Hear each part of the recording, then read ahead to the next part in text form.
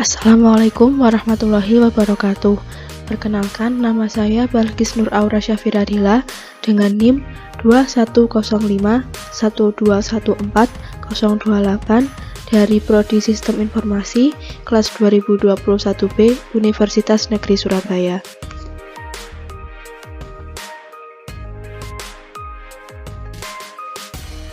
Di video kali ini, saya akan menjelaskan tentang sejarah komputer yang merupakan tugas dari mata kuliah Sistem Operasi yang diampu oleh Bapak Agus Prihanto. Di video kali ini, saya akan membahas mengenai 3 hal. Yang pertama adalah pengertian komputer, yang kedua adalah jenis-jenis komputer, dan yang ketiga adalah sejarah komputer.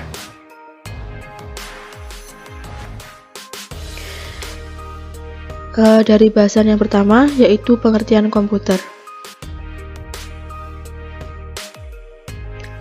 Komputer adalah alat yang dipakai untuk mengolah data menurut prosedur yang telah ditentukan. Pada tahun 1646, kata komputer digunakan dalam bahasa Inggris yang artinya orang yang menghitung. Pada tahun 1878, kata komputer digunakan sebagai alat hitung mekanis. Selama Perang Dunia II, kata komputer merujuk pada pekerja wanita yang berasal dari Amerika Serikat dan Inggris yang pekerjaannya menghitung jalan artileri perang dengan mesin hitung.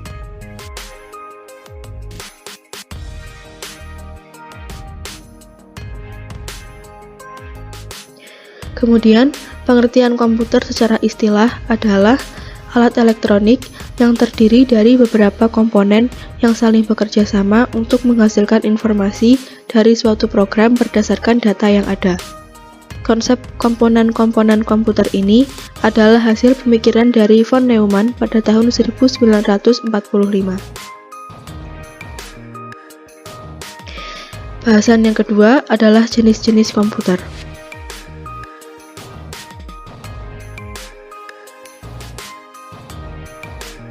Jenis-jenis komputer ada 2, yaitu komputer benam dan komputer pribadi.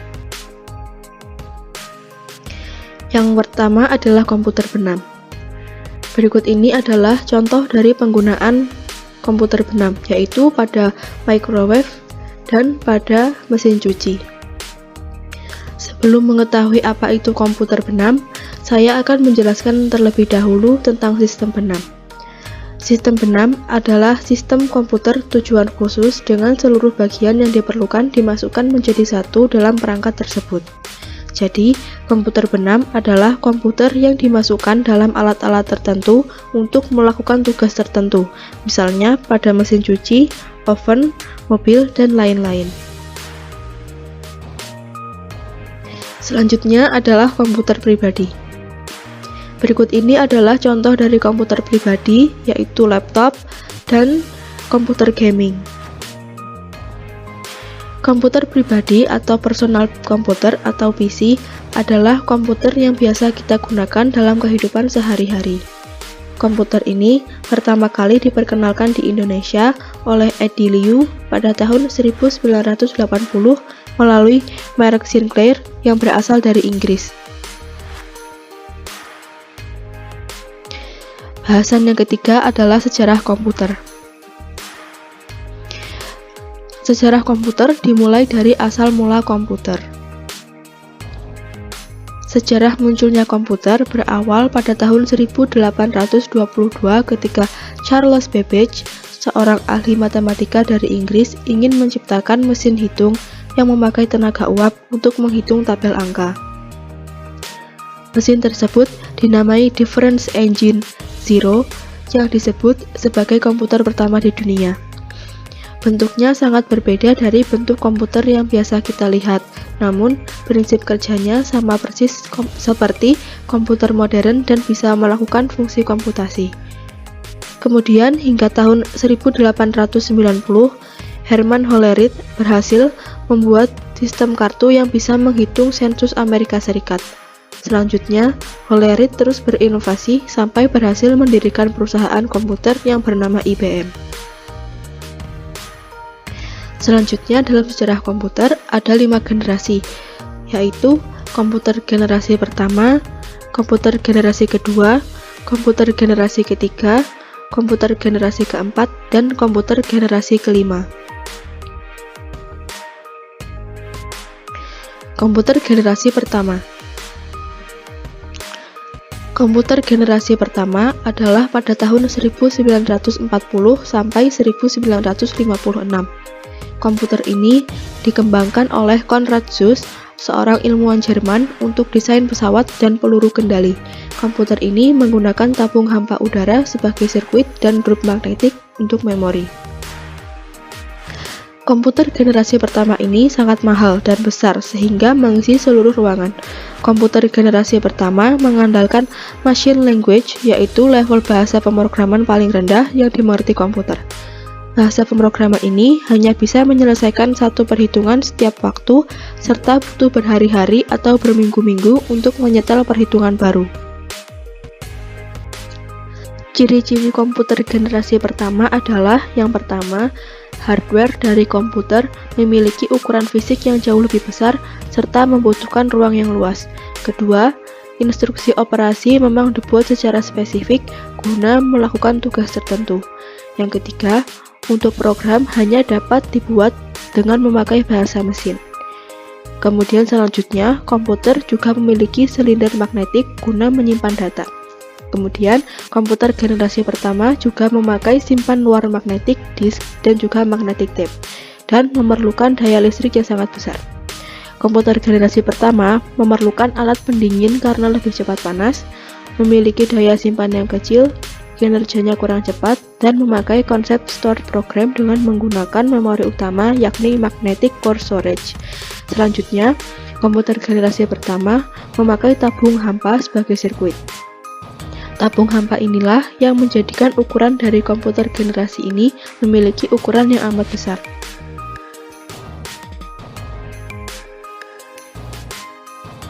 Berikut ini adalah contoh komputer generasi pertama. Yang pertama adalah ENIAC atau Electronic Numerical Integrator and Calculator. Komputer ENIAC dirancang oleh Dr. John Mauchly dan Presper Eckert pada tahun 1946. ENIAC mempunyai bobot 30 ton, panjang 30 meter, dan tinggi 2,4 meter dan memakai 18.000 tabung vakum. Yang kedua adalah EDVAC atau Electronic Discrete Variable Automatic Computer. EDVAC, penggunaan tabung vakum sudah dikurangi di dalam perancangan komputer dan proses perhitungannya menjadi lebih cepat dibandingkan dengan ENIAC. Contoh yang ketiga adalah EDSAC atau Electronic Delay Storage Automatic Calculator. Komputer EDSAC ini menggunakan raksa atau merkuri dalam tabung untuk menyimpan data. Yang keempat adalah UNIVAC One komputer. Pada tahun 1951, Dr. Mauchly dan Eckert menciptakan UNIVAC 1 atau singkatan dari Universal Automatic Calculator, yaitu komputer pertama yang digunakan untuk memproses data perdagangan. Ini adalah gambar dari UNIVAC. Ini adalah gambar dari ENIAC. Ini adalah gambar dari EDVAC. Dan ini adalah gambar dari EDSAC. Selanjutnya adalah komputer generasi kedua. Komputer generasi kedua dimulai pada tahun 1956 sampai tahun 1963. Tabung hampa pada komputer generasi pertama digantikan dengan transistor. Transistor jauh mengungguli tabung hampa, murah, kapasitas memori sudah lumayan besar, tidak membutuhkan terlalu banyak listrik, dan proses operasi sudah cepat. Ciri-ciri komputer generasi kedua adalah sudah menggunakan operasi dalam bahasa pemrograman tingkat tinggi, yaitu COBOL dan Fortran. Kemudian, kapasitas memori utama telah dikembangkan dari magnetic core storage. Yang ketiga, memakai simpanan dari luar yang berupa magnetic tape dan magnetic disk. 4. Mempunyai kemampuan dalam melakukan proses real time dan real sharing. 5. Ukuran fisiknya sudah lebih kecil jika dibandingkan dengan komputer generasi pertama. 6. Proses operasinya sudah lebih cepat, yaitu bisa menggunakan jutaan operasi per detik. 7. Kebutuhan terhadap daya listrik lebih kecil. 8. Orientasi penggunaan programnya tidak lagi tertuju pada aplikasi bisnis, tapi juga sudah pada aplikasi teknik. Berikut ini adalah contoh dari komputer generasi kedua.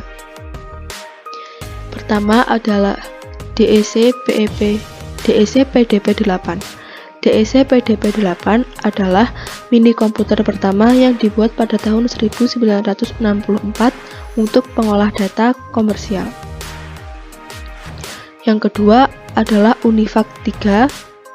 Yang ketiga adalah UNIVAC SS80. Yang keempat adalah UNIVAC 1107. Yang kelima adalah UNIVAC SS90. Yang keenam adalah IBM 1400. Yang ketujuh adalah IBM 7800.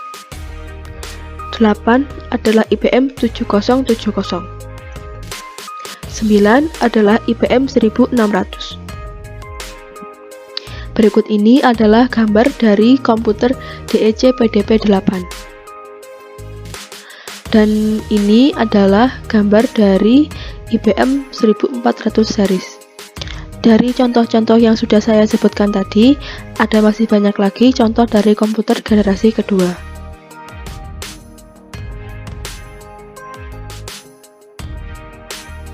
Selanjutnya adalah komputer generasi ketiga.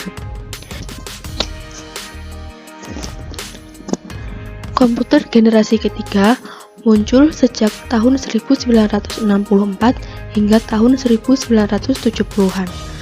Pada tahun 1958, Jack Billy menciptakan Integrated Circuit Chip atau IC, yaitu kepingan kecil yang mampu menampung banyak komponen menjadi satu. Komponen pada generasi ini menjadi lebih kecil dan memungkinkan juga menjadi tersedia untuk khalayak umum. Ciri-ciri komputer generasi ketiga adalah 1. Penggunaan listrik lebih hemat. 2. Ada peningkatan dari sisi software. 3. Harga komputer semakin murah. 4. Kapasitas memori lebih besar. 5. Dapat menyimpan ratusan ribu karakter yang mana sebelumnya hanya puluhan ribu. 5. Karena telah menggunakan IC, maka kinerja komputer menjadi lebih tepat dan cepat. Bahkan kecepatannya hampir 10.000 kali lebih cepat daripada komputer generasi pertama. 6. Mampu melakukan multiprocessing dan multitasking. 7. Telah menggunakan terminal visual display dan dapat mengeluarkan suara. 8. Menggunakan media penyimpanan luar disket magnetik atau external disk yang sifat pengaksesannya secara acak atau random access dengan kapasitas besar, mencapai jutaan karakter, serta kemampuan melakukan komunikasi dengan komputer lain. Berikut ini adalah contoh komputer generasi ketiga, yaitu ada UNIVAC 9000, ada Burroughs 5700, ada IBM S360, dan ada CDC 3000. Namun selain dari contoh yang saya sebutkan tadi, masih banyak lagi contoh-contoh komputer dari generasi ketiga. Dan ini adalah gambar dari UNIVAC 9000 series. Dan ini adalah gambar dari komputer Burroughs 5700.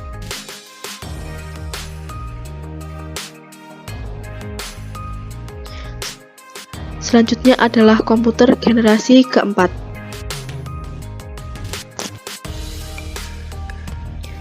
Komputer generasi keempat dimulai pada tahun 1979 hingga tahun 2000-an.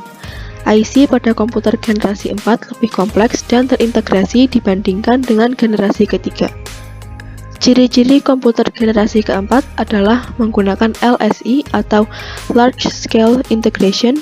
Dikembangkan, komputer mikro sudah menggunakan semikonduktor dan mikroprosesor yang membentuk chip untuk memori komputer.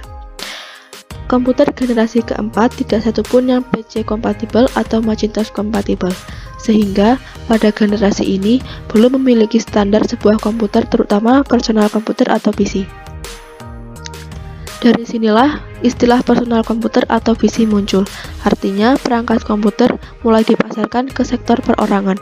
Tentunya tidak hanya sampai di situ saja, muncullah perangkat komputer terbaru yang mudah dibawa kemana-mana, yaitu laptop. Ini adalah contoh dari komputer generasi keempat. Yang pertama ada IBM Pentium 2, yang kedua ada IBM PS2, yang ketiga ada Apple II, dan yang keempat ada IBM PC XT. Namun masih banyak lagi jenis-jenis dari komputer generasi keempat yang tidak saya sebutkan. Selanjutnya ini adalah gambar dari komputer IBM Pentium 2. Dan ini adalah gambar dari komputer Apple II. Ini adalah gambar dari komputer IBM PS2. Dan ini adalah gambar dari komputer IBM PC XT. Selanjutnya adalah komputer generasi kelima. Komputer generasi kelima adalah komputer yang biasa kita lihat pada saat ini dan di masa depan. Saat ini, IBM mulai ditinggalkan dan beralih kepada Intel dan Microsoft yang dipelopori oleh William Bill Gates yang menjadi pionir standar hardware dan software dunia. Generasi ini ditandai munculnya LSI atau Large Scale Integration, yang merupakan pemadatan ribuan mikroprosesor di dalam sebuah mikroprosesor dan munculnya semikonduktor dan mikroprosesor.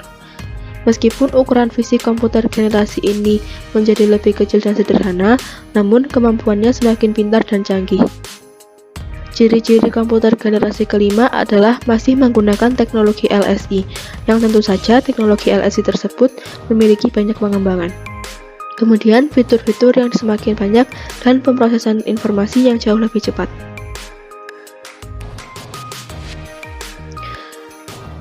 Ini adalah contoh dari komputer generasi kelima, yaitu ada IBM 5140 PC Convertible.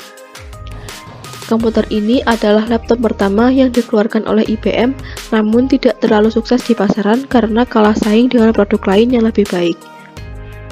Yang kedua ada MacBook.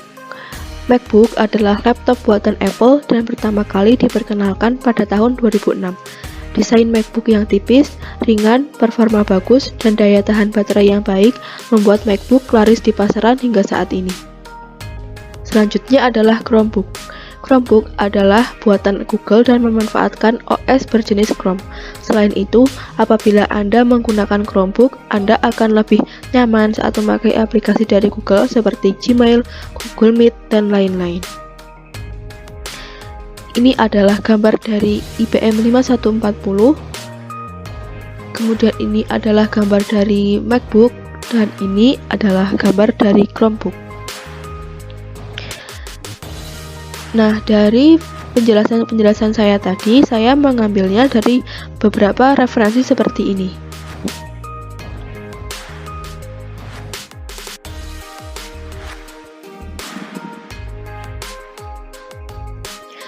Sekian dari saya. Terima kasih. Apabila ada kekurangan atau kesalahan, saya mohon maaf. Wassalamualaikum warahmatullahi wabarakatuh.